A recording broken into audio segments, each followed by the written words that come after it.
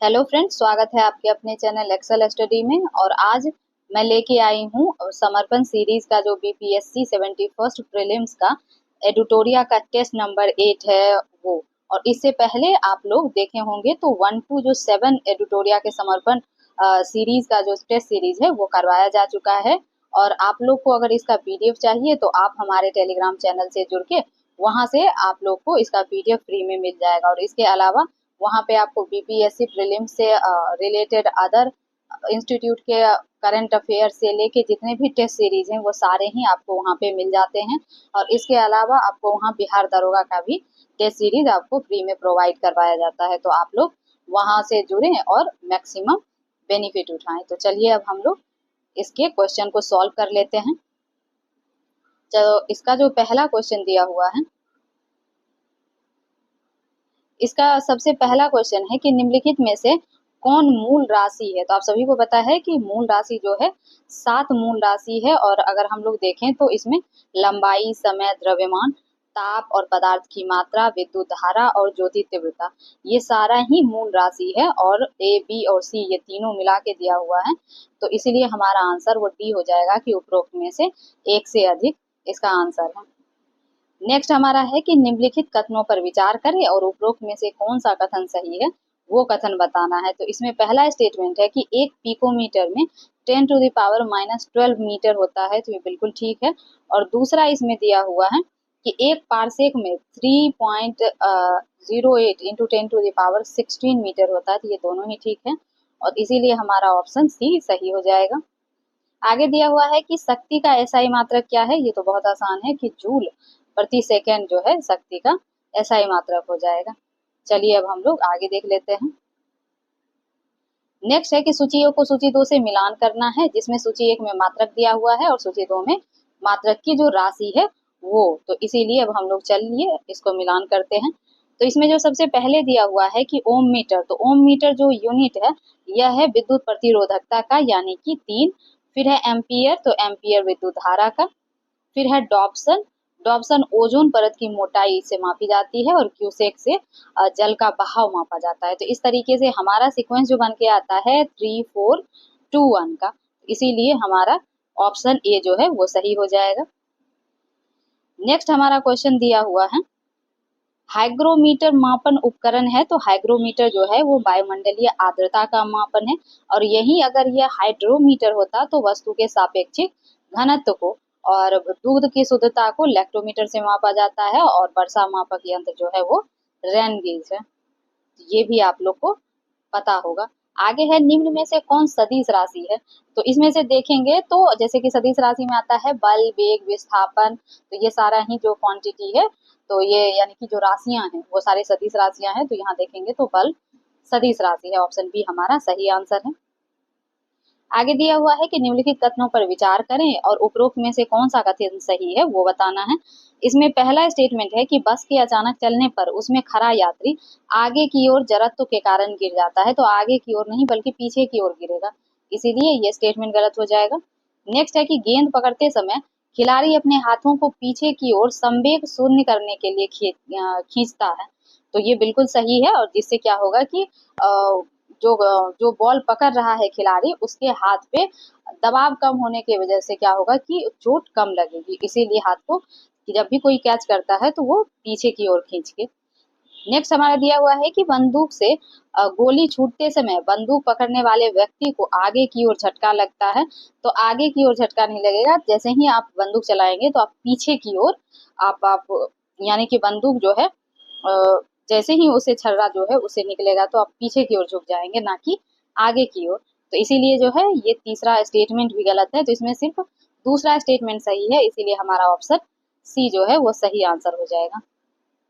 चलिए अब हम लोग आगे देखते हैं। नेक्स्ट हमारा क्वेश्चन दिया हुआ है कि निम्नलिखित कथनों पर विचार करिए और उपरोक्त में से कौन सा कथन सही है वो बताना है। पहला स्टेटमेंट है कि ग्रहीय पिंडों की परिक्रमण गति में अपकेंद्रीय बल, तो यहाँ अपकेंद्रीय बल नहीं अभिकेंद्रीय बल प्रभावी होता है, इसलिए ये गलत हो जाएगा। दूसरा है कि वॉशिंग मशीन तथा दूध से मक्खन निकालने की जो मशीन है अभिकेंद्रीय बल पर क्रियाशील है, अभिकेंद्रीय नहीं अपकेंद्रीय बल पे, इसीलिए ये भी गलत है।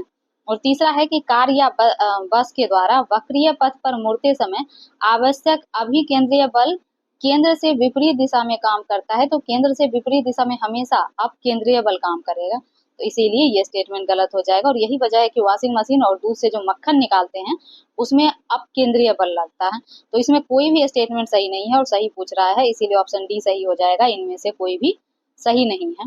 नेक्स्ट हमारा क्वेश्चन दिया हुआ है कि निम्नलिखित कथनों पर विचार करें, तो चलिए देखते हैं। पहला है कि किसी सतह पर स्थित अवस्था में रखी हुई वस्तु और उस सतह के मध्य लगने वाला घर्षण बल को गतिमान घर्षण बल कहते हैं, तो बिल्कुल नहीं, ये गलत हो जाएगा। दूसरा है कि स्थैतिक घर्षण बल के अधिकतम मान को सीमांत घर्षण बल कहते हैं, ये बिल्कुल सही है। और तीसरा है कि घर्षण के कारण ऊर्जा का क्षय नहीं होता है, तो ये भी सही है। इसमें कह रहा है कि उपरोक्त में से कौन सा कथन सही है, यानी कि सही पूछ रहा है, तो 2 और 3 सही है जो हमारे ऑप्शन बी में दिया हुआ है, इसलिए ऑप्शन बी जो है वो सही आंसर हो जाएगा। तो चलिए अब हम लोग नेक्स्ट क्वेश्चन की ओर चलते हैं। नेक्स्ट क्वेश्चन हमारा कह रहा है कि न्यूटन के गति का पहला नियम जाना जाता है, तो जड़त्व के नियम से, ये आप सभी को पता होगा। नेक्स्ट हमारा क्वेश्चन दिया हुआ है कि ऊर्जा के रूपांतरण के संबंध में निम्नलिखित में से कौन सा युग्म सही नहीं है, यानी गलत पूछ रहा है, तो चलिए चेक कर लेते हैं। पहला है कि सितार तो यांत्रिक ऊर्जा को ध्वनि ऊर्जा में बदलता है, ये तो ठीक है।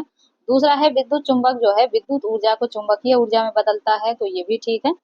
तीसरा है ऊंचाई से गिरते पत्थर की ऊर्जा जो है गतिज ऊर्जा को स्थितिज ऊर्जा में, तो नहीं, ये जो है ये रिवर्स में दिया हुआ है, इसीलिए ये गलत हो जाएगा।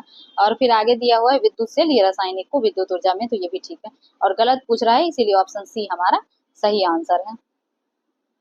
आगे कह रहा है कि न्यूटन के अनुसार दो पिंडों के मध्य प्रभावी आकर्षण बल है, तो यह जो है एक तो दोनों पिंड के मध्य द्रव्यमान के गुणनफल का समानुपाती होता है, दोनों पिंड के मध्य की दूरी के व्युत्क्रमानुपाती होता है, और केवल सार्वत्रिक जो गुरुत्वाकर्षण नियतांक है उस पे, तो इसीलिए ये तीनों ही सही है, तो ऑप्शन डी जो है हमारा सही हो जाएगा। और अगर आप लोग को पता होगा कि जो हमारा क्या बोल सकते हैं कि गुरुत्वाकर्षण का जो फॉर्मूला है उसका जो फॉर्मूला होता है F=G×m1 × m2 अपॉन में r², जहाँ की r² जो है वह दूरी है और m1 m2 जो है मास दिया हुआ है, यानी कि जो एक वस्तु का मास और दूसरी वस्तु का मास, तो इसीलिए ये हम, और ये जो हमारा कैपिटल G है ये सार्वत्रिक जो गुरुत्वाकर्षण नियतांक है वो है, तो इसीलिए आप लोग इस फॉर्मूला को याद रखिएगा। चलिए आगे चलते हैं। आगे दिया हुआ है कि दो उपग्रह एक ही वृत्ताकार कक्षा में चक्कर लगा रहे हो तो उनका जो वेग होगा वो समान होगा। निम्नलिखित में से कौन केशिकत्व सिद्धांत पर कार्य करता है, तो इसमें अगर देखें तो ब्लॉटिंग पेपर पर स्याही को सोखना, तो ये भी केशिकत्व के कारण होता है। और लैंप की बाती में जो उससे जो तेल रिस के आता है तो वो भी, और स्याही में डुबो कर लिखने वाला पेन जो है ये भी केशिकत्व का एग्जाम्पल है। तीनों ही सही है, इसलिए ऑप्शन डी इसमें सही हो जाएगा कि एक से अधिक जो है वो सही है। चलिए अब हम लोग आगे चलते हैं। आगे दिया हुआ है कि श्यानता से संबंधित निम्नलिखित कथन पर विचार करें और कौन सा कथन सही है वो बताना है। तो इसमें जो पहला स्टेटमेंट हमारा दिया हुआ है कि श्यानता से ये तो हो ही गया, सॉरी, इसमें पहला स्टेटमेंट देखते हैं कि स्टेटमेंट था कि एक आदर्श तरल अथवा द्रव की श्यानता 0 से अधिक होता है, तो ये जो है 0 से अधिक नहीं होगा बल्कि 0 ही होता है, तो ये गलत हो जाएगा। आगे है कि द्रव की अपेक्षा में गैस का श्यानता बहुत कम होता है, तो ये बिल्कुल सही है। तीसरा है कि ताप बढ़ने पर द्रव की जो श्यानता है वो घट जाती है परंतु गैस की बढ़ जाती है, तो ये भी ठीक है। 2 और 3 सही है, तो इसीलिए ऑप्शन बी हमारा सही हो जाएगा। फिर है निम्नलिखित में से कौन बर्नौली प्रमेय पर निर्भर करता है, तो ये जो है एक तो क्रिकेट गेंद का स्विंग होना, ये भी बर्नौली का एग्जाम्पल है।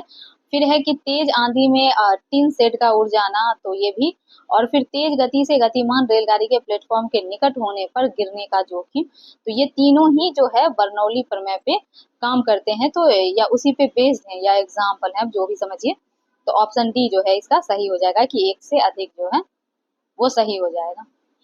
चलिए आगे देखते हैं। आगे है निम्नलिखित कथनों पर विचार करें और उपरोक्त में से कौन सा कथन सही है वो कथन बताना है। इसमें पहला है कि द्रव में अत्यंत घुलनशील अशुद्धि मिलाई जाए तब द्रव का पृष्ठ तनाव बढ़ जाता है, तो ये बिल्कुल ठीक है। दूसरा है कि ठंडे सूप की तुलना में गर्म सूप का पृष्ठ तनाव कम होने के कारण वह आसानी से जीभ पर फैल जाता है और अधिक स्वादिष्ट लगता है, तो ये भी सही है। इसमें दोनों स्टेटमेंट सही है, इसलिए ऑप्शन सी सही आंसर है। आगे है कि निम्नलिखित कथन पर विचार करिए और उपरोक्त में से कौन सा कथन सही है वो कथन बताना है।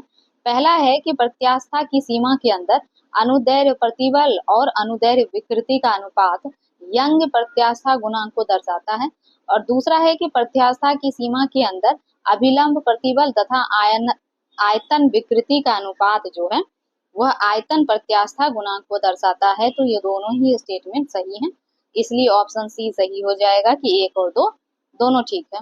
आगे है कि ध्वनि का जो तारत्व है वह निर्भर करता है, तो वह करेगा फ्रीक्वेंसी पर यानी कि आवृत्ति पर। ऑप्शन सी इसका सही आंसर है।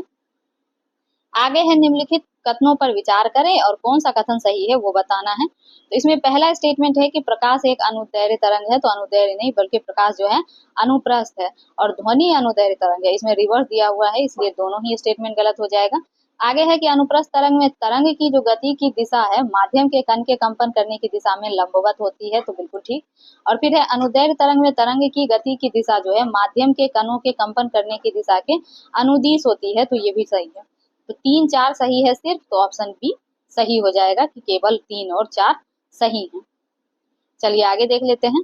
आगे इसमें दिया हुआ है निम्नलिखित कथनों पर विचार करें, उपरोक्त में से कौन सा कथन सही है वो कथन बताना है। तो इसमें पहला है कि अपस्रव तरंग की जो आवृत्ति है 20 से 20,000 हर्ट्ज होती है, तो ये आपको पता है कि अपस्रव का नहीं बल्कि स्रव का होता है, तो इसीलिए ये भी गलत हो जाएगा। और ये भी क्योंकि अपस्रव जो होता है वो 20 हर्ट्ज से कम होता है, तो ये दोनों ही यानी कि एक दूसरे का रिवर्स दिया हुआ है, इसीलिए ये दोनों ही स्टेटमेंट गलत है। अब आगे दिया हुआ है कि पराश्रव तरंग की जो आवृत्ति है वो 20,000 हर्ट्ज से अधिक होती है, तो ये ठीक है। केवल 3 सही है, इसलिए ऑप्शन सी हमारा सही हो जाएगा। आगे है कि निम्नलिखित में से कौन से माध्यम में ध्वनि का चाल सबसे अधिक होता है। तो आपको पता है कि ध्वनि सबसे डेंस माध्यम में, जितना माध्यम डेंस होगा उतना ही उसकी चाल ज्यादा होगी, और निर्वात में 0 होगा, ये पता ही होगा। तो इसलिए जो इसमें सबसे डेंस मीडियम है वो एल्युमिनियम है, तो ऑप्शन ए सही हो जाएगा। नेक्स्ट हमारा क्वेश्चन दिया हुआ है कि 40 डिग्री सेल्सियस का मान फॉरेनहाइट स्केल में है, तो आप लोग इसको सॉल्व करेंगे तो 104 डिग्री फॉरेनहाइट आएगा, यानी कि ऑप्शन बी इसका सही आंसर हो जाएगा। और अगर आप लोग इसका फॉर्मूला याद हो तो इसका जो कम्प्लीटली जो 4 इसके स्केल हैं, तो मैं वो चारों ही बता देती हूँ। तो R/80 equals to C upon में 100 और इक्वल्स टू F माइनस यानी कि फॉरेनहाइट का F-32 अपॉन में 180, और फिर लास्ट में बचा है केल्विन यानी कि K-273 अपॉन में 100। तो इसमें से जिसका भी दिया हुआ हो और दूसरे का पूछ रहा हो तो आप किसी का भी वैल्यू निकाल सकते हैं, चाहे वो सेल्सियस हो, फॉरेनहाइट हो, केल्विन हो या रोमन हो, तो आपको ये याद होगा। चलिए आगे देखते हैं।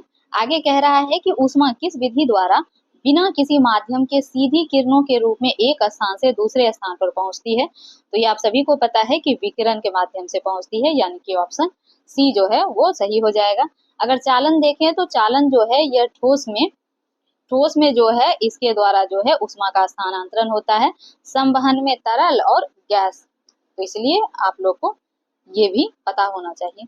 आगे दिया हुआ है कि निम्नलिखित कथन पर विचार करिए और उपरोक्त में से कौन सा कथन सही है वो बताना है। तो पहला है कि प्रकाश के अपवर्तन के कारण आकाश और समुद्र का रंग जो है नीला प्रतीत होता है, तो यह जो है अपवर्तन नहीं बल्कि प्रकीर्णन के कारण होता है, तो ये गलत है।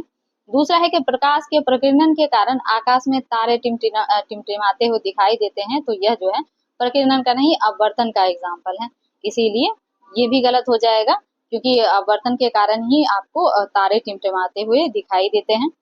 तो इसमें दोनों ही गलत है और पूछ रहा है सही, इसलिए डी सही हो जाएगा कि इनमें से कोई भी सही नहीं है। आगे है निम्नलिखित में से कौन जो है प्राथमिक रंग है। तो आप सभी को पता होगा कि हमारा जो लाल, हरा और नीला है यह प्राथमिक रंग है। और चलिए आगे हम लोग देख लेते हैं। जब प्रकाश एक माध्यम से दूसरे माध्यम में प्रवेश करता है तो उसके गुण पर क्या प्रभाव पड़ता है। तो ये भी आप लोगों को पता होगा कि उसमें जो है आवृत्ति जो है वो परिवर्तित नहीं होती है, उसके अलावा चाल, तरंगदैर्घ्य जो है उसमें परिवर्तन हो जाएगा, तो ऑप्शन बी हमारा सही आंसर हो जाएगा। फिर है निम्नलिखित में से कौन सा सही है। तो इसमें देखें तो ऑप्शन सी हमारा सही हो जाएगा कि लाल रंग का जो अपवर्तनांक है वो बैंगनी रंग से कम होता है। अगर हम अदर ऑप्शन देखें तो लाल रंग का तरंगदैर्घ्य सबसे कम होता है, तो ऐसा बिल्कुल नहीं है, क्योंकि अगर हम लोग जैसे कि इसका एक फॉर्मूला था बेनिया पिनाला या विबजियोर, तो वो उसके माध्यम से भी देखें तो रेड जो है वो लास्ट में आता है, तो इसका तरंग दैर्घ्य कम होने का कोई मतलब ही नहीं बनता है। और कह रहा है कि बैगनी रंग का तरंग दैर्घ्य सबसे अधिक होता है, तो ये बिल्कुल नहीं, क्योंकि बैगनी जो है वो सबसे पहले ही आता है, तो इसलिए तो ये दोनों ही स्टेटमेंट गलत है, तो इसीलिए ऑप्शन सी हमारा सही आंसर हो जाएगा। चलिए अब हम लोग आगे चलते हैं। नेक्स्ट हमारा दिया हुआ है कि जब कोई व्यक्ति समतल दर्पण की ओर v वेग से गतिमान होता है तो क्या होगा, तो उस दर्पण में जो अपना प्रतिबिंब है, क्योंकि यहाँ समतल दर्पण की बात हो रही है, तो उसका दुगुने वेग से गति करता हुआ प्रतीत होगा, तो ये भी आप लोग को पता होगा। ये समतल दर्पण का क्वेश्चन है, ऑप्शन ए उसका सही आंसर था। आगे चलिए, आगे है कि किसी गोलीय दर्पण के लिए प्रतिबिंब की ऊंचाई और वस्तु की ऊंचाई के अनुपात को क्या बोलते हैं, तो इसको आवर्धन बोलते हैं, यानी कि ऑप्शन सी हमारा सही आंसर हो जाएगा। आगे हमारा दिया हुआ है कि सूची 1 को सूची 2 के साथ मिलान करना है। सूची 1 में दृष्टि दोष है और सूची 2 में उसका कारण दिया हुआ है। तो चलिए हम लोग इसका मिलान करते हैं, और इसका मैं पूरा क्वेश्चन ले लेती हूँ ताकि आपको विजिबल हो सके। अब चलिए मिलान करते हैं। तो इसमें सबसे पहला जो दिया हुआ है वो दिया हुआ है मायोपिया, और जो निकट दृष्टि दोष को ही मायोपिया बोलते हैं। तो इसका जो हो जाएगा कि जो नेत्र लेख और रेटिना के मध्य जो है फोकस दूरी बढ़ जाता है, तो इस कारण से होता है। दूसरा है हाइपर मायोपिया, या एक्चुअली में ये लिखा जाता है हाइपर मेट्रोपिया, यहाँ पे स्पेलिंग गलत है, जो दूरदृष्टि को बोला जाता है। तो यह जो है नेत्र लेंस और रेटिना के मध्य जो है इसकी फोकस दूरी कम होने के कारण होती है। फिर है जरा दृष्टि दोष, तो यह जो है नेत्र लेंस की लोचकता कम होती है, तो इसलिए ये 4 पे आ जाएगा। और अबिंदुकता जो है निश्चित दूरी पर स्थित परस्पर लंबवत रेखाओं को स्पष्ट रूप से नहीं देख पाता है, तो इस कारण से हमारा जो सीक्वेंस बन के आता है 2143 का, तो 2143 जो है वो हमारे ऑप्शन डी में दिख रहा है, इसलिए ऑप्शन डी हमारा सही आंसर हो जाएगा। चलिए हम लोग अब नेक्स्ट क्वेश्चन देख लेते हैं। नेक्स्ट हमारा कह रहा है कि निम्नलिखित कथनों पर विचार करें और उपरोक्त में से कौन सा कथन सही है वो कथन बताना है। पहला है कि अपवर्तन के नियम के अनुसार आपतित किरण, अपवर्तित किरण एवं आपतन बिंदु पर अभिलंब, यानी कि तीनों एक ही समतल में होते हैं, तो ये बिल्कुल ठीक है।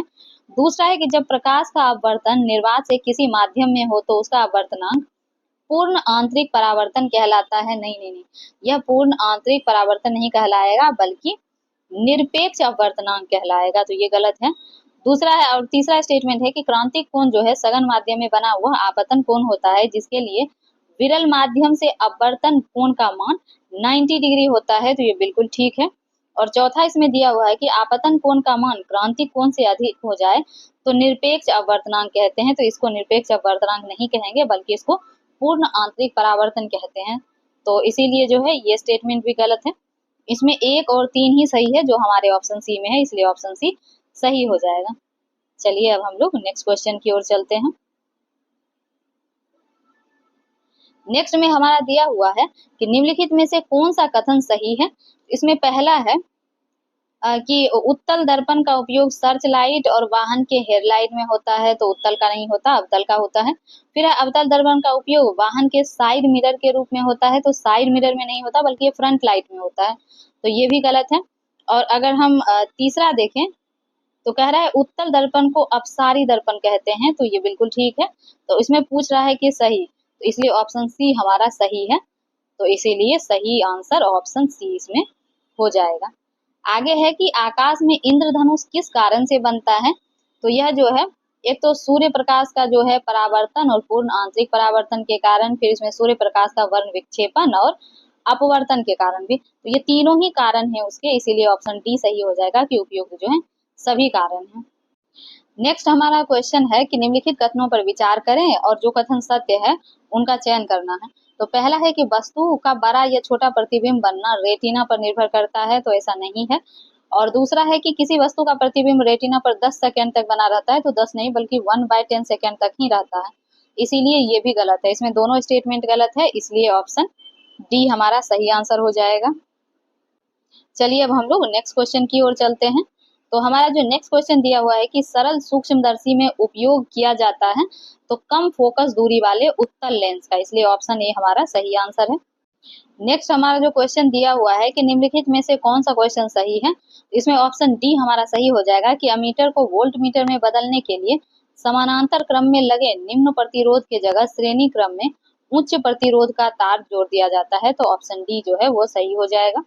नेक्स्ट हमारा क्वेश्चन दिया हुआ है कि यदि किसी कार पर त्वरित विद्युत गिर जाए तो क्या होगा। तो इसमें जो है कार के अंदर जो बैठे व्यक्ति हो वो सुरक्षित रहेंगे। ऑप्शन सी जो है हमारा वो सही आंसर हो जाएगा। आगे है कि निम्नलिखित कथनों पर विचार करें और उपरोक्त में से कौन सा कथन सही है वो कथन बताना है। तो इसमें पहला स्टेटमेंट है कि ओम का नियम के अनुसार दो आवेश के मध्य लगने वाला आकर्षण अथवा प्रतिकर्षण बल उनके आवेश के गुणनफल के समानुपाती होता है। तो आपको पता है कि ये ओम का नियम नहीं है बल्कि यह कूलाम का नियम है, तो ये भी गलत है।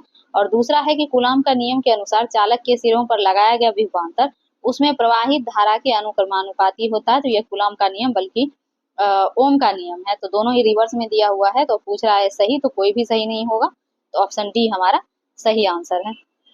चलिए आगे चलते हैं।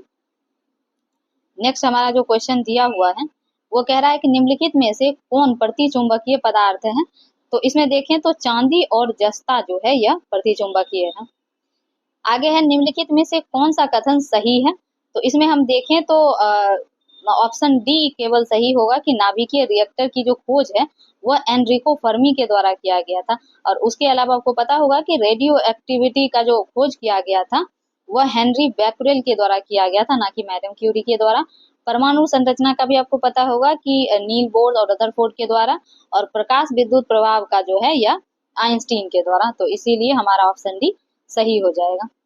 आगे कह रहा है कि निम्नलिखित कथन पर विचार करें और जो कथन सही है वो कथन बताना है। तो चलिए देख लेते हैं। इसमें पहला हमारा दिया हुआ है कि ऐसी इलेक्ट्रॉनिक संरचना वाले पदार्थ जिनके इलेक्ट्रॉन मुक्त अवस्था में विद्यमान होते हैं तथा सामान्य ताप पर भी जिनकी विद्युत चालकता चालक एवं अचालक के मध्य होता है अर्धचालक कहलाता है। तो ये तो आपको पता ही होगा कि बिल्कुल ठीक है। और सिलिकॉन, जर्मेनियम ये सब जो है अर्धचालक है। फिर है कि नेज अर्धचालक की विद्युत चालकता बहुत कम होती है, इन्हें अधिक उपयोगी बनाने के लिए इसमें जो है कुछ अशुद्धि मिलाया जाता है, तो ये भी ठीक है। तो यानी कि एक और दो दोनों सही है, इसलिए ऑप्शन सी हमारा सही आंसर हो जाएगा कि एक, दो और दो, यानी कि एक और दो जो है वो दोनों ही सही हैं।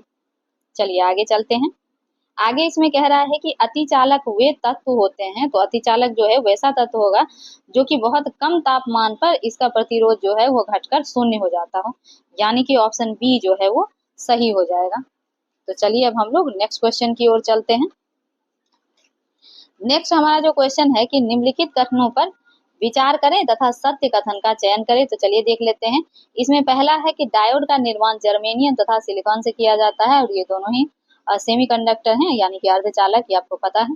फिर है कि ट्रांजिस्टर पी एवं एन प्रकार के अर्धचालक से निर्मित इलेक्ट्रॉनिक युक्ति है, तो ये भी पता है। तो आप लोग को पता ही होगा कि दोनों ही स्टेटमेंट सही है, इसलिए ऑप्शन सी जो है वो सही हो जाएगा। आगे हमारा दिया हुआ है कि सूची 1 को सूची 2 से मिलान करना है। सूची 1 में कण दिया हुआ है और सूची 2 में उसके खोजकर्ता दिए हुए हैं। तो चलिए मिलान करते हैं। पहला है इलेक्ट्रॉन। तो इलेक्ट्रॉन का आप सभी को पता है कि जे थॉमसन के द्वारा खोज किया गया था। फिर है न्यूट्रॉन। तो न्यूट्रॉन की खोज जेम्स चैडविक के द्वारा।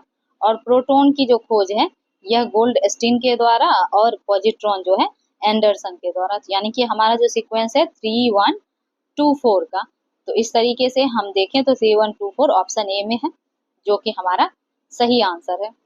चलिए आगे देख लेते हैं।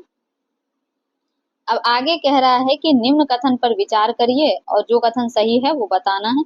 इसमें पहला स्टेटमेंट है कि लिडार एक रिमोट सेंसिंग की एक प्रणाली है, तो अब बिल्कुल सही। इसमें है कि एयरबॉर्न पद्धति के द्वारा एकत्र की गई सूचनाओं का प्रयोग पृथ्वी के आकार तथा सतह संबंधी गुणों का ज्ञान प्राप्त करने के लिए किया जाता है। तो ये दोनों ही स्टेटमेंट सही है। और इसका अगर देखें जो दूसरा स्टेटमेंट है वो पहला का व्याख्या कर रहा है, तो इसीलिए हमारा ऑप्शन ए जो है वो सही हो जाएगा। नेक्स्ट हमारा क्वेश्चन दिया हुआ है, निम्नलिखित में से कौन सा सही नहीं है। तो इसमें से कौन सा कथन सही नहीं है वो देखना है। तो चलिए देखते हैं। पहला है कि लेजर जो है प्रकाश किरणों के पुंज का प्रयोग करता है, तो ये तो सही है। फिर है मेजर में माइक्रोवेव्स का प्रयोग किया जाता है, तो ये भी ठीक है। फिर है तार विहीन संचार प्रणाली में एंटी लेजर का प्रयोग किया जाता है, तो ये भी ठीक है। तीनों ही सही है, इसीलिए गलत इसमें से कोई सा नहीं है, इसलिए ऑप्शन डी हमारा सही आंसर है। नेक्स्ट हमारा क्वेश्चन दिया हुआ है कि आइंस्टीन के सापेक्षता का सिद्धांत के अनुसार द्रव्यमान और ऊर्जा एक दूसरे पर निर्भर है, यानी कि ऑप्शन ए जो है हमारा सही आंसर हो जाएगा। आगे दिया हुआ है कि निम्नलिखित में से कौन सा कथन सही है, तो इसमें देखें तो आकाश में जो है टोटल 89 तारामंडल है, ये बिल्कुल सही है। फिर आगे है कि भारतीय तकनीकी अनुसंधान संस्थान कहाँ स्थित है, तो यह लखनऊ में है, यानी कि ऑप्शन सी जो है सही हो जाएगा। निम्नलिखित में से कौन रसायन विज्ञान के जनक है, तो लेवोजियर, यानी कि ऑप्शन ए हमारा सही आंसर है। निम्नलिखित में से कौन तत्व पृथ्वी पर सर्वाधिक मात्रा में पाया जाता है, तो तत्व में देखें तो ऑक्सीजन 21%, ये आप सभी को पता होगा कि सर्वाधिक मात्रा में है। फिर है निम्नलिखित में से कौन सा गैस ग्लोबल वार्मिंग में योगदान नहीं करती है, यानी कि उसमें हिस्सेदारी उसकी नहीं है। तो इसमें देखें तो कार्बन मोनोऑक्साइड यानी कि CO जो है यह ग्लोबल वार्मिंग में योगदान नहीं करती है, यानी कि हरित गृह प्रभाव को कारण जो है कार्बन मोनोऑक्साइड नहीं है। चलिए आगे देखते हैं। आगे है कि एवोगाद्रो का नियम क्या कहता है, तो इसका नियम जो है समान ताप तथा दाब पर सभी गैस के समान आयतन में अणुओं की संख्या समान होती है, तो ऑप्शन ए जो है वो सही हो जाएगा। चलिए अब हम लोग आगे देख लेते हैं कि नेक्स्ट क्वेश्चन क्या कह रहा है। नेक्स्ट है कि निम्नलिखित कथन पर विचार करिए और सही कथन का चुनाव दिए गए कूट के सहायता से कीजिए। इसमें पहला है कि तत्वों के वर्गीकरण से संबंधित त्रिक के नियम का प्रतिपादन डोबेराइन के द्वारा किया गया था, तो ये ठीक है बिल्कुल। दूसरा है कि तत्वों के वर्गीकरण से संबंधित जो अष्टक नियम है यह न्यूटन के द्वारा दिया गया था, तो ये भी ठीक है। तो दोनों ही स्टेटमेंट सही है, इसलिए ऑप्शन सी हमारा सही हो जाएगा। आगे दिया हुआ है कि तत्वों के गुण उनके परमाणु भार के आवर्ती फलन होते हैं, यह नियम किसने प्रतिपादित किया था, तो यह मेंडलीव का था दिया हुआ। फिर निम्नलिखित में से कौन सा तत्व सबसे अधिक विद्युत ऋणात्मक है, तो आपको पता है कि फ्लोरीन जो है वो सबसे ज्यादा विद्युत ऋणात्मक है। आगे है नेक्स्ट हमारा क्वेश्चन दिया हुआ है कि हाइड्रोजन को हवा में जलाने पर निम्नलिखित में से क्या प्राप्त होता है, तो जल प्राप्त होगा, यानी कि ऑप्शन ए हमारा सही आंसर है। आगे है जल को एक उत्तम विलायक या सॉल्वेंट माना जाता है क्योंकि इसका जो डाइइलेक्ट्रिक स्थिरांक जो है अधिक होता है, इसका मतलब ऑप्शन डी सही हो जाएगा। नेक्स्ट है निम्न कथनों पर विचार करें और उपरोक्त में से कौन सा कथन सही है वो कथन बताना है। तो इसमें पहला है कि जल की अस्थायी कठोरता उसमें उपस्थित कैल्शियम व मैग्नीशियम के सल्फेट व क्लोराइड के कारण होता है, तो जो जल की अस्थायी कठोरता नहीं बल्कि अस्थायी कठोरता जो है यह कैल्शियम और मैग्नीशियम के सल्फेट और क्लोराइड के कारण होता है, तो ये गलत है। दूसरा है कि जल की अस्थायी कठोरता उसमें उपस्थित कैल्शियम व मैग्नीशियम के बाइकार्बोनेट के कारण, तो बाइकार्बोनेट के कारण जो है अस्थायी कठोरता होता है, इसलिए ये भी गलत है, यानी कि ये दोनों जो है रिवर्स में दिया हुआ है। फिर आगे है कि वह जल जो साबुन के साथ आसानी से झाग देता है उसे कठोर जल कहते हैं, तो आपको पता है कि कठोर जल में जो है साबुन झाग नहीं देता है, तो ये भी गलत है। इसमें तीनों ही गलत है, इसलिए डी सही हो जाएगा कि उपरोक्त में से कोई भी सही नहीं है। नेक्स्ट है भारी जल का उपयोग, तो भारी जल का उपयोग जो है एक तो ड्यूटेरियम और इसके यौगिक बनाने में होता है, फिर विभिन्न जैव रासायनिक क्रियाओं में सूचक के रूप में भी होता है और नाभिकीय रिएक्टर में मंदक के रूप में भी, तो इसलिए तीनों ही सही है, इसलिए ऑप्शन डी हमारा सही हो जाएगा। आगे दिया हुआ है कि लिथियम जो है आदर्श परिस्थिति में यह सर्वाधिक हल्की धातु है जिसे चाकू से नहीं काटा जा सकता है, तो लिथियम को चाकू से काटा जा सकता है, इसीलिए पहला स्टेटमेंट हमारा गलत हो जाएगा। दूसरा है कि सोडियम हवा में पीले रंग की लौ के साथ जलता है, अतः इसे केरोसिन तेल में डालकर रखते हैं, तो ये भी सही है। तो ऑप्शन जो हमारा सिर्फ दूसरा स्टेटमेंट सही है जो हमारे ऑप्शन ए में दिया हुआ है, इसलिए ऑप्शन ए हमारा सही हो जाएगा। तो चलिए अब हम लोग नेक्स्ट क्वेश्चन की ओर चलते हैं। नेक्स्ट हमारा क्वेश्चन दिया हुआ है कि जिप्सम को अगर 150 डिग्री सेल्सियस से 160 डिग्री सेल्सियस टेम्परेचर पर गर्म करने पर हमें प्राप्त होगा, तो हमें तो एक जल प्राप्त होगा और कैल्शियम सल्फेट भी प्राप्त होगा, इसीलिए ऑप्शन सी जो है हमारा वो सही आंसर हो जाएगा। चलिए अब हम लोग आगे देखते हैं। नेक्स्ट हमारा दिया हुआ है कि निम्नलिखित कथन पर विचार करें और जो कथन सही है उसको सही विकल्प के आधार पर चयन करना है। इसमें पहला दिया हुआ है कि हीरा तथा ग्रेफाइट कार्बन के दो शुद्ध क्रिस्टलीय रूप हैं, तो ये तो बिल्कुल ठीक है। दूसरा हमारा दिया हुआ है कि प्रकृति का सबसे ठोस कह रही हूँ या कठोर कह लीजिए वो पदार्थ जो है हीरा है, तो ये भी ठीक है। आगे दिया हुआ है कि परमाणु रिएक्टर में ग्रेफाइट का उपयोग मंदक के रूप में किया जाता है, तो ये भी ठीक है। और फिर है कि लकड़ी, कोयला तथा जंतु चारकोल, चिमनी, कालिख, मोम भी कार्बन का क्रिस्टलीय रूप है। तो कार्बन का क्रिस्टलीय रूप ये नहीं है, बल्कि हीरा और ग्रेफाइट ही है। तो इसीलिए चौथा हमारा गलत हो जाएगा स्टेटमेंट। तो हमारा ऑप्शन सी सही हो जाएगा कि 1, 2 और जो 3 है वो सही है। तो चलिए अब हम लोग नेक्स्ट क्वेश्चन की ओर चलते हैं। नेक्स्ट हमारा कह रहा है कि सूची 1 को सूची 2 से मिलान करना है, और सूची 1 में कोयले की किस्म है और सूची 2 में कार्बन के आधार पर है। तो चलिए अब हम लोग देख लेते हैं कि इसमें सही आंसर क्या हो जाएगा।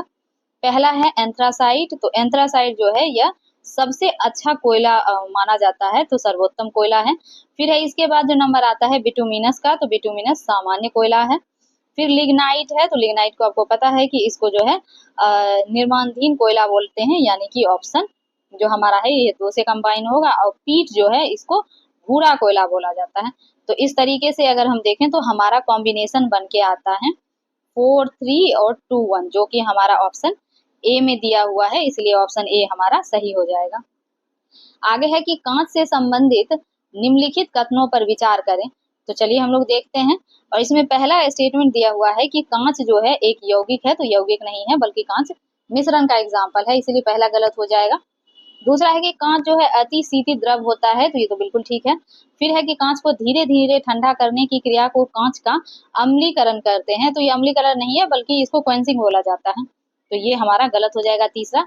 और चौथा है कि कांच जो है सिलिका, सोडियम तथा पोटेशियम धातु से मिलकर बनता है। तो कांच जो है बेसिकली यह सिलिका और सोडियम सिलिकेट और कैल्शियम सिलिकेट के मिलने से बनता है, तो ये भी स्टेटमेंट हमारा गलत हो जाएगा। तो सिर्फ इसमें एक स्टेटमेंट सही है और वो है दूसरा, जो कि हमारा ऑप्शन बी में दिख रहा है कि केवल 2 सही है, इसलिए ऑप्शन बी सही हो जाएगा। आगे है प्रयोगशाला में नौसादर को बुझे चूने के साथ गर्म करने पर क्या बनता है, तो यह अमोनिया बनाएगा, यानी कि ऑप्शन ए हमारा सही आंसर है। नेक्स्ट दिया हुआ है कि निम्नलिखित कथनों पर विचार करिए और उपरोक्त में से कौन सा कथन सही है वो बताना है। तो इसमें जो पहला स्टेटमेंट है कि लाल फास्फोरस का उपयोग दिया, सलाई, आतिशबाजी और विस्फोटक के बनाने में किया जाता है, तो ये तो बिल्कुल ठीक है। फिर दूसरा है कि चूहा मारने के विष में जिंक सल्फाइड का, तो जिंक सल्फाइड नहीं बल्कि जिंक फॉस्फाइड का यूज होता है, तो ये तो यही गलत हो जाएगा। फिर है तीसरा में कि होम सिग्नल में बनाने में सोडियम फॉस्फाइड का यूज किया जाता है, तो ये सोडियम नहीं बल्कि कैल्शियम फॉस्फाइड का यूज होता है, इसलिए ये भी गलत हो जाएगा। एक ही सही है जो हमारे ऑप्शन सी में दिया हुआ है, इसलिए ऑप्शन सी सही है। नेक्स्ट हमारा क्वेश्चन दिया हुआ है कि प्राकृतिक रूप से पाई जाने वाली रबर में सल्फर मिलाने की प्रक्रिया क्या कहलाती है, तो यह वल्कनीकरण कहलाएगा, ऑप्शन सी जो है सही आंसर हो जाएगा। तो चलिए अब हम लोग नेक्स्ट क्वेश्चन की ओर चलते हैं। इसमें कह रहा है सूची 1 को सूची 2 के साथ मिलान करना है, और चलिए सूची 1 में जो है मिश्र धातु दिया हुआ है, और सूची 2 में कि वो किसके मिश्रण से, यानी कि कौन कौन से धातु के मिलने से बना है वो दिया हुआ है। तो चलिए हम लोग देखते हैं। पहला दिया हुआ है पीतल। तो पीतल आप सभी को पता है कि कॉपर और जस्ता का मिश्र धातु है। फिर है टांका। तो टांका जो हमारा हो जाएगा यह सीसा और टीन का मिश्र धातु है, तो ऑप्शन 4। और कांसा को अगर देखें तो ये कॉपर के साथ टीन के मिश्रण से बनता है, तो हमारा 1। और जर्मन सिल्वर जो है ये कॉपर, जस्ता और निकेल, तो इसलिए जो है हमारा कॉम्बिनेशन इसमें बन के आएगा 3, 4, 1, 2 का, जो कि हमारे ऑप्शन बी में दिया हुआ है। तो चलिए अब हम लोग नेक्स्ट की ओर चलते हैं। नेक्स्ट क्वेश्चन है हमारा कि सांद्रित अयस्क को उच्च ताप पर गर्म करने की जो क्रिया है वह निस्तापन कहलाएगी, यानी कि ऑप्शन ए जो है सही आंसर है। नेक्स्ट क्वेश्चन जो हमारा दिया हुआ है कि निम्नलिखित कथन पर विचार करें और उपरोक्त में से कौन सा कथन सही है वो बताना है। पहला स्टेटमेंट है कि हीलियम और ऑक्सीजन के मिश्रण का उपयोग गोताखोर द्वारा श्वसन के लिए किया जाता है, तो बिल्कुल ठीक है। फिर दूसरा है कि नियॉन गैस जो है विसर्जन लैंप, ट्यूब व प्रतिदीप्त बल्ब में भरी जाती है, तो ये भी सही है। ऑर्गन वायुमंडल में सर्वाधिक मात्रा में पाई जाने वाली अक्रिय गैस है, तो ये भी आप लोग को पता होगा।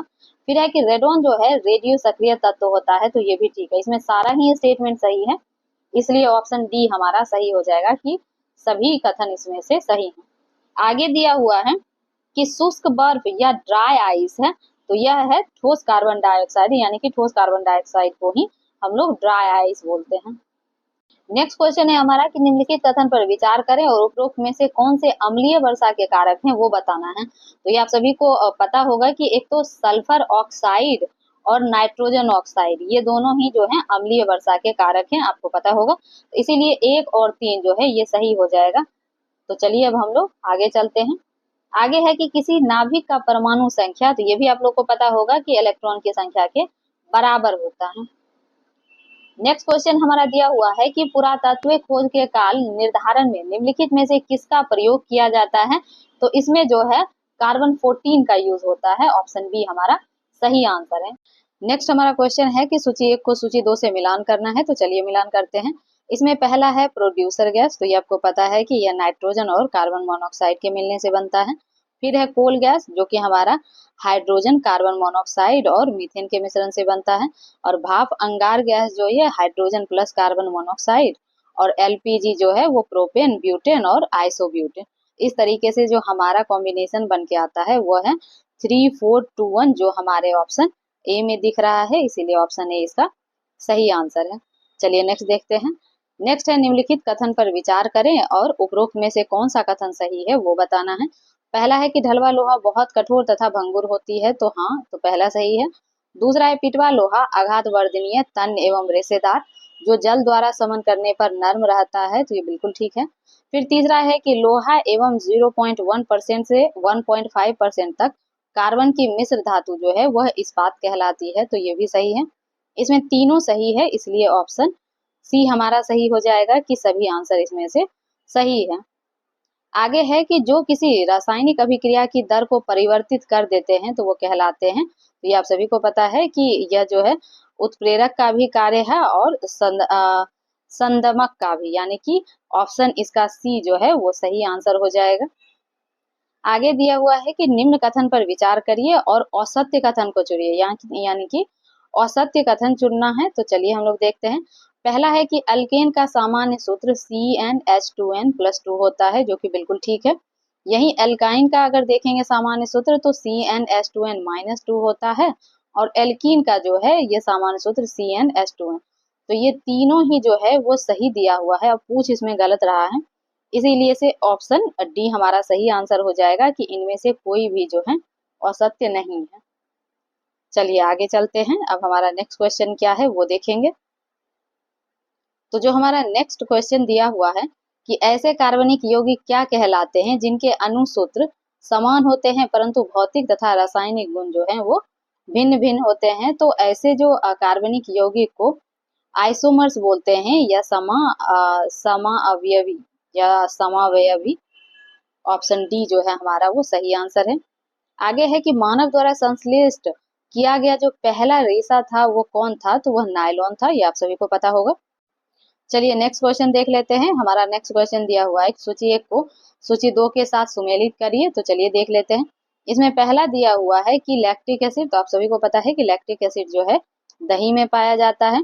वहीं अगर एसिटिक एसिड देखें तो यह जो है सिरका में पाया जाएगा। सिट्रिक एसिड जो है यह नींबू में, और एस्कॉर्बिक आंवला में पाया जाता है। तो इस तरीके से जो हमारा कॉम्बिनेशन बन के आएगा 3, 4, 1, 2, तो ये जो है हमारे ऑप्शन सी में दिख रहा है, तो हमारा सी जो है वो सही आंसर हो जाएगा।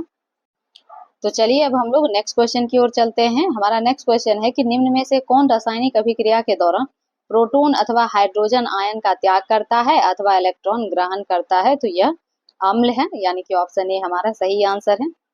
आगे है कि कौन सा पीएच पैमाना सर्वाधिक क्षारीयता को प्रदर्शित करता है, तो यह जो है 14 हो जाएगा, क्योंकि आपको पता है कि 0 से जो 7 है वह अम्ल है, 7 को उदासीन बोलते हैं, और 7 से अपर जो है वह क्षारीय होता है। तो और आपको पता है कि यह जो है 0 से 14 स्केल के बीच होता है, तो ये भी आप लोग को पता होगा, इसीलिए 14 जो है वो सर्वाधिक क्षारीयता को प्रदर्शित करता है।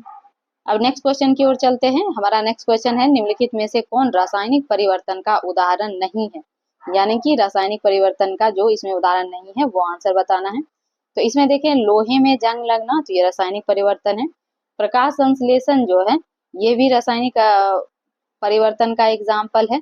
कोयले का जलना भी, अगर बर्फ का पिघलना देखें तो यह रासायनिक परिवर्तन का उदाहरण नहीं है, क्योंकि इसे जो है पुनः हम लोग इसे पहले के स्वरूप में हम लोग वापस ला सकते हैं उसके प्रॉपर्टीज के साथ। तो इसीलिए जो हमारा पूछ रहा है कि रासायनिक परिवर्तन का उदाहरण नहीं है, तो ऑप्शन डी जो है वो सही आंसर है। नेक्स्ट हमारा है कि CH3COOH को कौन सा अम्ल कहा जाता है, यानी कि ये फॉर्मूला जो है कौन से अम्ल का है, तो यह एसिटिक अम्ल का है, यानी कि ऑप्शन बी जो है वह सही आंसर है। आगे है कि ग्लूकोज का सूत्र क्या है, तो ये आसान सा क्वेश्चन है, आप सभी को पता होगा कि C6H12 और O6 जो है वो ग्लूकोज का सूत्र होता है। चलिए आगे चलते हैं। आगे कह रहा है कि निम्नलिखित कथन पर विचार करें और उपरोक्त में से कौन सा कथन सही है वो बताना है। तो इसमें पहला है कि अपमार्जक एल्कीन प्रकार के हाइड्रोकार्बन के सल्फोनिक अम्ल के सोडियम अथवा पोटेशियम लवण होते हैं, तो हाँ ये बिल्कुल सही है।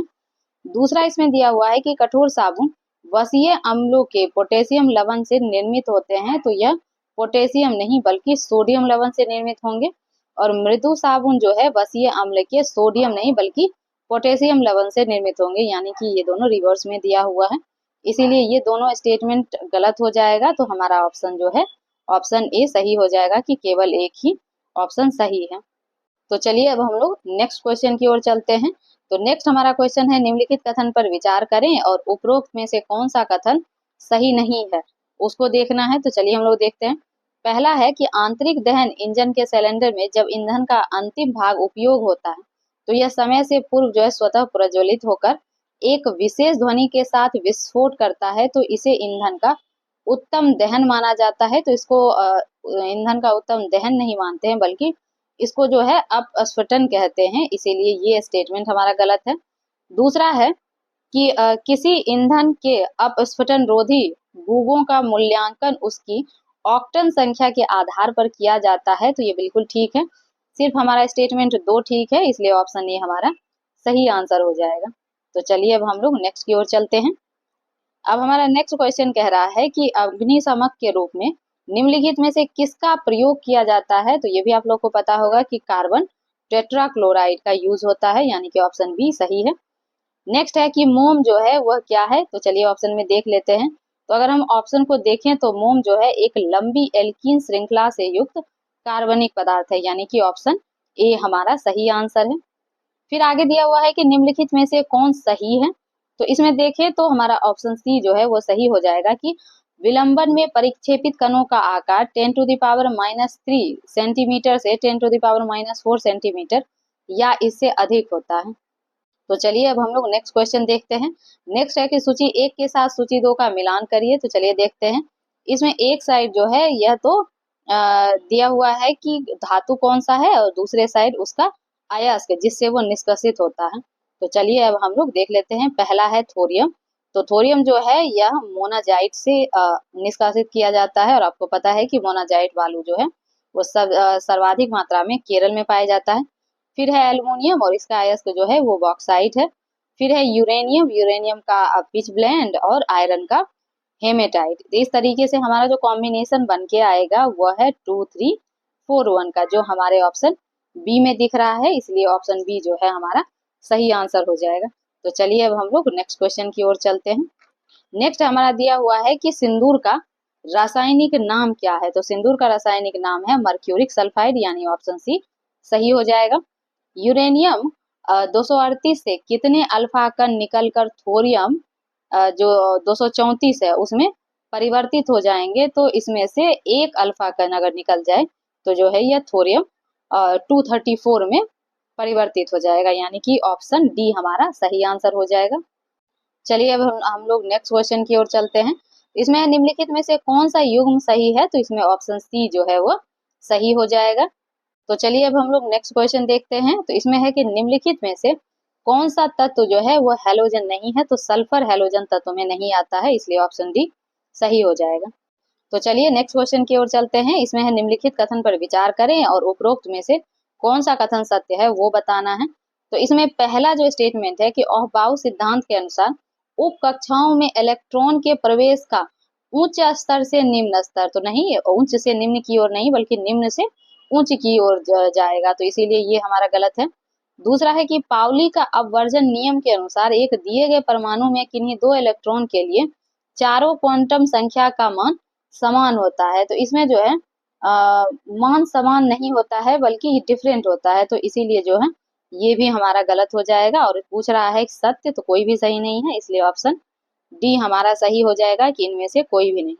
आगे दिया हुआ है कि निम्नलिखित में से कौन सही है, तो सही को चलिए देख लेते हैं। तो हमारा ऑप्शन सी सही हो जाएगा कि संघनन जो है गैसीय अवस्था से द्रव अवस्था में परिवर्तन है, उसको बोला जाता है। आगे हमारा दिया हुआ है कि नेपाल से सीमा बनाने वाले जिलों में निम्न में से कौन सा समूह शामिल नहीं है। तो आप सभी को पता है कि बिहार का अगर हम नॉर्दर्न साइड देखें तो वहाँ जो है 7 जिले हैं, क्योंकि बिहार जो है, बिहार का जो नॉर्थ साइड है वह नेपाल से लगता है, और ये नेपाल से जो ये 7 डिस्ट्रिक्ट हैं यह सीमा बनाते हैं, जिनमें 7 डिस्ट्रिक्ट में पश्चिमी चंपारण, पूर्वी चंपारण, सीतामढ़ी से लेके रोहतास, मधुबनी, सुपौल, अररिया और किशनगंज है। तो इसमें कह रहा है कि इन 7 में से कौन सा शामिल नहीं है।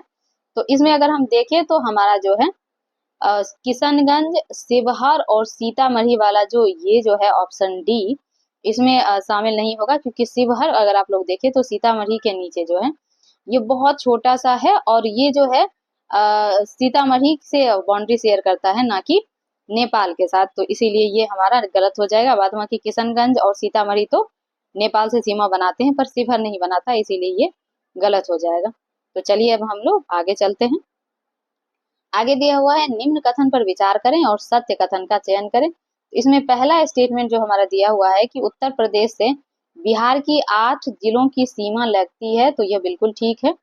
और दूसरा है कि कैमूर जिले की सीमा उत्तर प्रदेश और झारखंड दोनों से लगती है, तो कैमूर नहीं है, ये रोहतास हो जाएगा, इसीलिए ये हमारा गलत है। तो यहाँ एक सही है, इसलिए ऑप्शन ए हमारा सही हो जाएगा कि केवल एक ही ठीक है। आगे है कि कौन सा जिला झारखंड और पश्चिम बंगाल दोनों से सीमा साझा करता है। तो ये भी आप लोग को पता है कि कटिहार जो है यह झारखंड और पश्चिम बंगाल दोनों से सीमा बनाता है।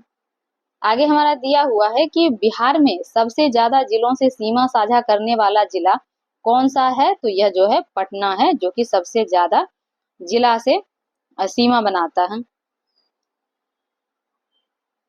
चलिए अब हम लोग आगे देखते हैं। निम्न में से कौन सी नदी झारखंड और बिहार की सीमा बनाती है। तो इसमें से देखें तो कोयल, फल्गु और उत्तरी कोयल भी, ये तीनों ही जो है वो बिहार और झारखंड की सीमा बनाती है, इसलिए ऑप्शन डी सही हो जाएगा कि एक से अधिक। तो चलिए अब हम लोग नेक्स्ट क्वेश्चन देख लेते हैं कि बिहार तथा उत्तर प्रदेश की सीमा कितनी नदियों द्वारा बनाया जाता है। तो 5 नदी द्वारा, यानी कि ऑप्शन डी हमारा सही आंसर है। फिर है बिहार का सबसे दक्षिणतम जिला कौन सा है। तो ये भी आपको पता होगा कि यह गया जी है, और गया जी का जो है अभी ही नाम गया से गया जी परिवर्तित किया गया है, ये भी आप लोग को पता होगा। चलिए अब हम लोग नेक्स्ट क्वेश्चन की ओर चलते हैं। तो हमारा जो नेक्स्ट क्वेश्चन है कि निम्नलिखित कथनों पर विचार करें और असत्य कथन का चयन करें। तो चलिए हम लोग देख लेते हैं। इसमें पहला दिया हुआ है कि बिहार के 4 जिले ऐसे हैं जिसकी सीमा 2 राज्यों से मिलती है। तो 4 जिला नहीं है, यहाँ सिर्फ 2 जिला हो जाएगा, रोहतास और कटिहार। आगे है कि किसी भी जिले की सीमा 3 राज्यों से नहीं मिलती है। तो ये बिल्कुल ठीक है। फिर है चिकन नेक से बिहार का सबसे नजदीक का जो जिला है वो किशनगंज है। तो ये भी ठीक है। इसमें असत्य पूछ रहा है, जो कि हमारा ऑप्शन ए है, इसलिए इसका जो है ए सही हो जाएगा कि केवल एक गलत है। आगे दिया हुआ है कि निम्न में से बिहार का कौन सा जिला पूर्व पश्चिम गलियारा का हिस्सा नहीं है। तो इसमें से जो है मधेपुरा इसका हिस्सा नहीं है, ऑप्शन सी सही है। आगे दिया हुआ है कि निम्नलिखित कथनों पर विचार करें और असत्य कथन का चयन करें। इसमें असत्य बताना है। पहला है कि बिहार के 8 जिले झारखंड से सीमा साझा करते हैं। तो ये बिल्कुल ठीक है। और फिर दिया हुआ है कि केवल 3 जिले पश्चिम बंगाल से सीमा साझा करते हैं। तो ये भी सही है। इसमें दोनों ठीक है, और असत्य पूछ रहा है तो कोई भी असत्य नहीं है, इसीलिए ऑप्शन डी सही हो जाएगा, ना तो 1 और ना ही 2। अब चलिए नेक्स्ट की ओर चलते हैं। नेक्स्ट है कुफरी चिप्सोना वन के संदर्भ में निम्नलिखित में से कौन सा कथन सही है।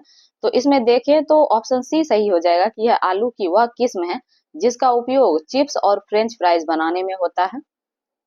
तो नेक्स्ट की ओर चलते हैं। अब नेक्स्ट है निम्नलिखित कथनों पर विचार करें और सही कथन चुनिए। तो चलिए हम लोग स्टेटमेंट देख लेते हैं। इसमें पहला दिया हुआ है कि शारदा सिन्हा का जन्म जो है सुपौल जिले के हुलास गांव में हुआ था।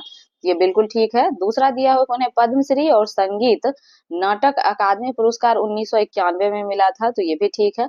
तीसरा है कि उन्होंने शास्त्रीय संगीत का परीक्षण जो है, तो परीक्षण कह रही हूँ, सॉरी, प्रशिक्षण कि उन्होंने कहाँ से सीखा था, तो पंडित भीमसेन जोशी से उन्होंने लिया था। तो इनके जो गुरु थे वो पंडित भीमसेन जोशी नहीं थी, बल्कि इन्होंने जो शास्त्रीय गायक पंडित रामचंद्र झा तथा रघु झा के उनसे ली थी इन्होंने शिक्षा। और इसके अलावा इन्होंने ग्वालियर घराने के सीताराम हरि दांडेकर तथा फिर किराने घराने की जो पन्ना देवी हैं उनसे इन्होंने शिक्षा ली थी। तो यहाँ जो है भीमसेन जोशी नहीं होगा, इसलिए तीसरा स्टेटमेंट हमारा गलत हो जाएगा। तो पहला और दूसरा ही सही है जो हमारे ऑप्शन ए में दिख रहा है, इसीलिए ऑप्शन ए सही हो जाएगा। चलिए अब हम लोग नेक्स्ट क्वेश्चन की ओर चलते हैं। फिर है कि हाल में ही बिहार खेल विश्वविद्यालय के पहले कुलपति के रूप में किसे नियुक्त किया गया है, तो शिशिर सिन्हा को। बिहार का नया पर्यटक सूचना केंद्र निम्नलिखित में से कहाँ खोला जा रहा है, तो वाराणसी में। खेलो इंडिया पैरा गेम्स का पहला संस्करण किस वर्ष और कहाँ आयोजित किया गया था, तो 2023 में दिल्ली में। फिर है नीति आयोग द्वारा जो जारी एक्सपोर्ट इंडेक्स 2024 है, इसमें बिहार की अखिल भारतीय रैंकिंग इसमें क्या है, तो बिहार इसमें 22वें नंबर पर है। फिर है निम्न कथनों पर विचार करें और सही विकल्प चुनें। इसमें पहला दिया हुआ है कि बाल फिल्म महोत्सव 2024 का आयोजन पहली बार राजगीर में किया गया, तो राजगीर में नहीं बल्कि लखीसराय में किया गया था, तो ये गलत हो जाएगा। फिर है इस महोत्सव की थीम निपुण भारत और बेटी बचाओ बेटी पढ़ाओ है, तो ये ठीक है। तो इसका मतलब हमारा सिर्फ दूसरा स्टेटमेंट सही है, तो ऑप्शन बी जो है हमारा वो सही हो जाएगा। फिर है भारत का पहला बायो मैन्युफैक्चरिंग इंस्टीट्यूट कहाँ खोला गया है, तो मोहाली में। भारत में मनाया गया अंतर्राष्ट्रीय लवी मेला का संबंध किस देश से है, तो तिब्बत से। इसका मतलब ऑप्शन ए सही है। आगे है कि निम्नलिखित कथनों पर विचार करें और सही विकल्प चुनें। इसमें पहला दिया हुआ है बिरसा मुंडा की जयंती को जनजातीय गौरव दिवस के रूप में 2021 से मनाया जा रहा है, तो बिल्कुल। फिर 2024 में जनजातीय गौरव दिवस का मुख्य आयोजन जो है बिहार के जमुई जिले के बल्लोलपुर गांव में हुआ था, तो ये भी ठीक है। तीसरा है कि इसी समारोह में पीएम ने बिरसा मुंडा के नाम पर 100 रुपए का सिक्का और एक डाक टिकट का अनावरण किया, तो 100 रुपया का नहीं 150 रुपया का, इसीलिए ये गलत हो जाएगा। तो तीसरा गलत है और पहला दूसरा सही है, तो हमारा जो ऑप्शन ए सही हो जाएगा कि केवल एक और दो सही है। तो चलिए अब हम लोग नेक्स्ट क्वेश्चन की ओर चलते हैं। नेक्स्ट हमारा कह रहा है निम्नलिखित कथन पर विचार करें और जो सही विकल्प है उसको चुनना है, तो चलिए देख लेते हैं। पहला है कि डीसिब का अर्थ है डोमेस्टिक सिस्टमैटिकली इम्पोर्टेंट बैंक, तो ये बिल्कुल ठीक है। फिर दूसरा है डीसिब बैंकों की विफलता का व्यापक आर्थिक प्रभाव हो सकता है, तो ये भी ठीक है। और फिर नेक्स्ट हमारा जो दिया हुआ है कि डीसिब घोषित बैंकों को अतिरिक्त पूंजी और विनियामक दायित्व से छूट दी जाती है, जो कि सही नहीं है। तो पहला और दूसरा सही है, इसलिए ऑप्शन ए हमारा सही हो जाएगा। चलिए हम लोग आगे देखते हैं। आगे है कि नो योर मेडिसिन जो KYM ऐप है किस मंत्रालय की यह पहल है, तो यह जो है खेल एवं युवा कल्याण मंत्रालय की पहल है, ऑप्शन डी इसका सही आंसर है। नेक्स्ट हमारा क्वेश्चन है कि दिल्ली मेट्रो द्वारा शुरू की गई सेवाओं के संबंध में निम्नलिखित कथनों पर विचार करें और सही विकल्प चुनें। पहला है कि शेयर्ड सेवा जो है केवल महिलाओं के लिए और महिला चालकों द्वारा संचालित की जाएगी, तो बिल्कुल ठीक। दूसरा है कि रेडर सेवा जो है सभी मेट्रो यात्रियों के लिए उपलब्ध है, चाहे वो महिला हो या पुरुष हो, तो ये भी ठीक है। ये दोनों ही स्टेटमेंट सही है, इसलिए ऑप्शन सी हमारा सही हो जाएगा। आगे हमारा दिया हुआ है कि निम्नलिखित कथनों पर विचार करें और सत्य कथन का चयन करें, तो इसमें पहला है रक्षा अनुसंधान एवं विकास संगठन यानी कि DRDO ने भारत की पहली लंबी दूरी की हाइपरसोनिक स्वदेशी मिसाइल का सफलतापूर्वक परीक्षण किया है, तो बिल्कुल किया है, ये पहला ठीक है। दूसरा है कि यह 2000 किलोमीटर से अधिक दूरी तक पेलोड ले जाने के लिए डिजाइन किया गया है, तो 2000 नहीं बल्कि 1500 किलोमीटर तक ही ये ले जा पाएगा पेलोड को, इसीलिए ये गलत हो जाएगा। तीसरा है कि यह क्रूज एवं बैलिस्टिक जो है दोनों मिसाइल के फीचर से लैस है, तो ये भी ठीक है। तो पहला तीसरा सही है जो कि हमारे ऑप्शन सी में दिख रहा है, इसलिए ऑप्शन सी हमारा सही आंसर है। चलिए नेक्स्ट की ओर चलते हैं। भारत में मशरूम में पनीर बनाने की तकनीक को पेटेंट कराने वाला पहला संस्थान कौन सा है, यह डॉक्टर राजेंद्र प्रसाद केंद्रीय कृषि विश्वविद्यालय पूसा, यानी कि ऑप्शन सी सही है। फिर है प्रसार भारती के OTT प्लेटफॉर्म का नाम क्या है, तो इसका नाम वेव्स है, यानी कि ऑप्शन सी जो है वो सही आंसर हो जाएगा। चलिए अब हम लोग नेक्स्ट क्वेश्चन की ओर चलते हैं। तो जो नेक्स्ट क्वेश्चन दिया हुआ है कि निम्नलिखित कथनों पर विचार करें और जो सही विकल्प है उसको चुनना है। तो चलिए हम लोग देखते हैं।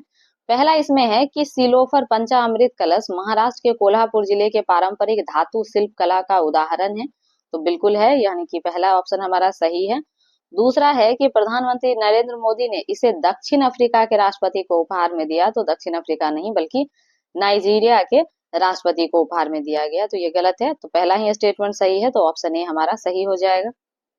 आगे है कि भारत का पहला मैग्नीशियम पायलट प्लांट कहाँ स्थापित किया जा रहा है। तो यह जमशेदपुर में लगाया जा रहा है, यानी कि ऑप्शन सी जो है वह सही हो जाएगा। तो चलिए अब हम लोग नेक्स्ट की ओर चलते हैं। हमारा नेक्स्ट जो कह रहा है कि बोस्टन कंसल्टिंग ग्रुप यानी कि बीसीजी की रिपोर्ट के अनुसार निम्नलिखित कथनों पर विचार करें और सही विकल्प को चुनना है। तो चलिए हम लोग देख लेते हैं। इसमें पहला है कि भारत जो है विश्व भर में एआई यानी कि आर्टिफिशियल इंटेलिजेंस विशेषज्ञों की संख्या के मामले में दूसरे नंबर पर है। तो बिल्कुल ठीक है। दूसरा कह रहा है शोध प्रकाशनों की संख्या के आधार पर भारत चौथे स्थान पर है। तो भारत चौथे पे नहीं बल्कि इसमें भारत तीसरे स्थान पर ही है, इसीलिए ये गलत हो जाएगा। इसमें पहला ही स्टेटमेंट सिर्फ सही है, तो ऑप्शन ए सही हो जाएगा कि केवल एक कथन सही है। आगे दिया हुआ है कि भारत का पहला ऐसा डाक सर्कल जो है कौन सा बना जिसने वेद और उपनिषदों पर विशेष आवरण जारी किया है। तो यह जो है बिहार सर्कल, यानी कि ऑप्शन सी जो है हमारा सही हो जाएगा। फिर है sunflowers were the first ones to know, यानी कि sunflowers were the first knows to one जो है किस भाषा की लघु फिल्म है जिसे हाल में ही ऑस्कर के लिए नामित किया गया है। तो यह जो है कन्नड़ की फिल्म है, यानी कि ऑप्शन बी जो है वो सही आंसर है। अब आगे कह रहा है कि निम्नलिखित कथन पर विचार करें और सही विकल्प चुनिए। तो चलिए हम लोग देख लेते हैं। इसमें पहला स्टेटमेंट कह रहा है कि अब कोई बहाना नहीं, यानी कि जो हैशटैग है अब कोई बहाना नहीं अभियान महिला एवं बाल विकास मंत्रालय और ग्रामीण विकास मंत्रालय की एक साझेदारी है। तो बिल्कुल ठीक है। दूसरा है कि यह अभियान जो है विश्व बैंक के समर्थन से चलाया जा रहा है। तो विश्व बैंक नहीं बल्कि यूनाइटेड नेशन के समर्थन से चलाया जा रहा है, इसीलिए पहला स्टेटमेंट ही सिर्फ हमारा सही है। तो ऑप्शन ए सही हो जाएगा कि केवल एक सही है। चलिए आगे देख लेते हैं।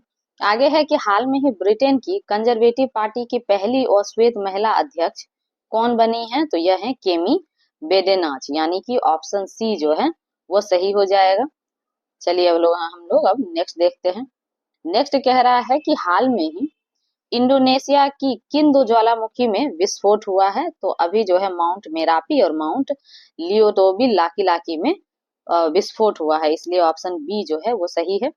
फिर है बिहारी योद्धा पुरस्कार योजना का मुख्य उद्देश्य क्या है। तो इसका उद्देश्य जो है अवैध खनन की सूचना देने वालों को सम्मानित करना है। आगे है दुनिया के सबसे कम उम्र के जो फिडे रेटेड शतरंज खिलाड़ी कौन बने हैं। तो यह जो है अनीश सरकार है, यानी कि ऑप्शन सी जो है वो सही है। आगे है हाल में ही विवेक देवरॉय का निधन हो गया और उनके संबंध में निम्न कथन पर विचार करें और जो उपरोक्त में से सही कथन है वो बताना है। इसमें पहला है कि विवेक देवरॉय प्रधानमंत्री की आर्थिक सलाहकार परिषद के अध्यक्ष थे। तो ये बिल्कुल ठीक थे, मतलब ये सही है बिल्कुल। दूसरा है कि वह 2015 से 19 तक नीति आयोग के सदस्य भी रह चुके थे। तो ये भी सही है, दोनों ही सही है, इसलिए ऑप्शन सी हमारा सही हो जाएगा। चलिए आगे देख लेते हैं। नेक्स्ट कह रहा है कि मिस यूनिवर्स 2024 का खिताब किसने जीता है। तो यह जो है विक्टोरिया कजेर थेलविंग के द्वारा जीता गया है और ये डेनमार्क की सुंदरी हैं। तो ये भी आप लोग को पता होगा। आगे है कि वर्ष 2024 का बुकर पुरस्कार किस लेखिका को प्रदान किया गया है। तो यह सामंथा हार्वे को मिला है, यानी ऑप्शन बी जो है सही है। फिर है द ऑर्डर ऑफ एक्सीलेंस जो है किस देश का सर्वोच्च नागरिक पुरस्कार है जो प्रधानमंत्री मोदी को दिया गया है। तो यह गुयाना का है, यानी ऑप्शन बी जो है सही है। अब जो है नेक्स्ट क्वेश्चन जो है रीजनिंग और मैथमेटिक्स का 10 क्वेश्चन इसमें दिया हुआ है। तो चलिए मैं इसका आंसर आप लोग को बता देती हूँ, आप लोग इसे सॉल्व करके इसका आंसर मिला लीजिएगा। और अगर आप लोग को इसका सॉल्यूशन भी चाहिए होगा तो आप लोग हमें बता सकते हैं, हम आप लोगों के लिए उसका वीडियो भी लेके आएंगे। तो चलिए अब हम लोग देखते हैं। तो इसमें 141 का जो आंसर हो जाएगा वो 56वां, यानी ऑप्शन बी। फिर है हमारा 142, तो इसका 64, यानी कि ऑप्शन ए सही आंसर है। चलिए अब हम लोग नेक्स्ट देखते हैं कि उसका आंसर क्या दिया हुआ है। फिर है कि 143, तो 143 का जो आंसर हो जाएगा 46, यानी कि ऑप्शन सी। फिर है 144, तो 144 का जो है आंसर 19 यानी कि ऑप्शन बी इसका सही आंसर है। फिर है 145 तो इसका 75 डिग्री यानी कि ऑप्शन बी। फिर है 146 तो 146 का भी ऑप्शन बी सही आंसर हो जाएगा। चलिए आगे देखते हैं। 147 का आंसर इसमें पहला और दूसरा दोनों है यानी कि ऑप्शन डी जो है सही आंसर हो जाएगा। 148 का जो है इसका ऑप्शन बी सही आंसर हो जाएगा बुधवार। और 149 का आंसर इसका रविवार होगा यानी कि ऑप्शन सी इसका सही आंसर है। और फिर दिया हुआ है 150 का तो ये सितंबर और दिसंबर दोनों हो जाएगा यानी कि ऑप्शन डी जो है हमारा सही आंसर है। इस तरीके से हम लोगों ने जो एडिटोरिया का अभी टेस्ट नंबर 8 है वो हम लोगों ने कंप्लीट कर लिया है। और अगर आपको इसका पीडीएफ चाहिए तो आप हमारे टेलीग्राम चैनल से जुड़ के वहां से इसका पीडीएफ प्राप्त कर सकते हैं। और इसके अलावा बिहार दरोगा और बीपीएससी 71 से रिलेटेड अदर पीडीएफ भी आप लोग को वहां पे प्रोवाइड करवाया जाता है।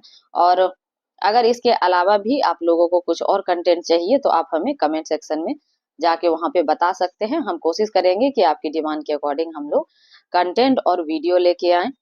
और मैं एक बार और रिमाइंड करवा देती हूँ कि हमारा जो टेलीग्राम चैनल का लिंक है आपको कमेंट सेक्शन में पिन कर दिया जाता है, तो आप लोग वहां से हमारे साथ जुड़ सकते हैं टेलीग्राम पे। तो चलिए आप लोग हमारे साथ बने हुए हैं तो आप सभी का धन्यवाद। Thank you so much.